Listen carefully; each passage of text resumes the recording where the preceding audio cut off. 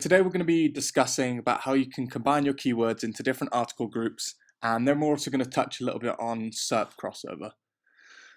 So now that you've got a nice list of keywords, it's time to start organizing them into article groups. So for example, if we're targeting a bunch of keywords around the keyword best headphones, we might choose to target them all in one article, which is going to discuss which are the best headphones that are for sale right now.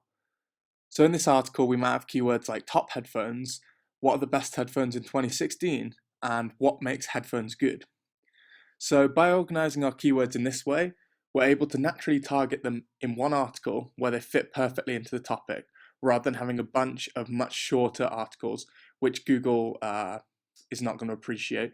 Google is going to prefer you to have longer articles that are more in depth, where they feel like the viewer is going to get all the information they need without having to click around too much. So you need to be careful because you don't want to force keywords in there.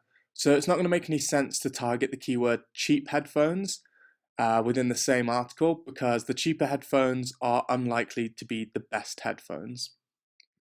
So now you've got your keywords organized into article groups, one thing we're going to consider is SERP crossover. And SERP crossover is basically when Google considers two different search phrases to be identical.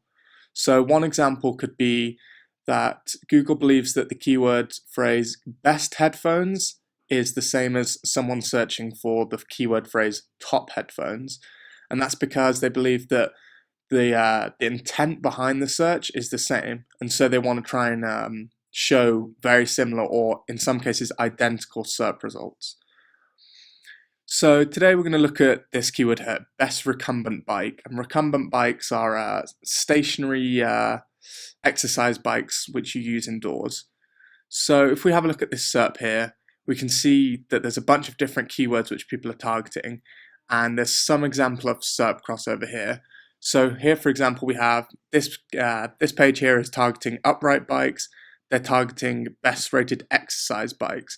So Google believes that Google understands that recumbent bikes are exercise bikes, and so it's going to be showing sites like this which talk about exercise bikes in general, all different types, not just recumbent types.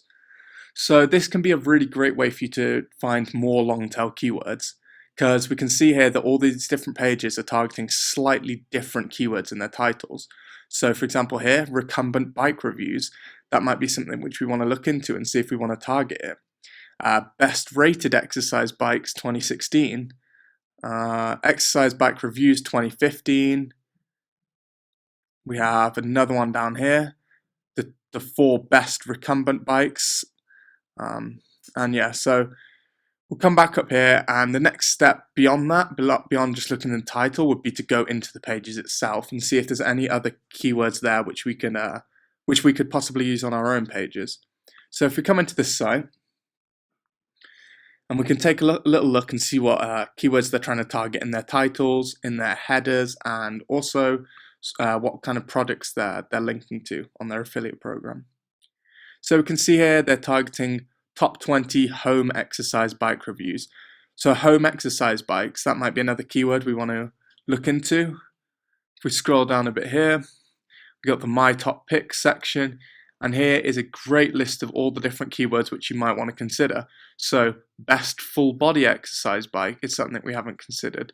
Most versatile, budget upright folding bikes.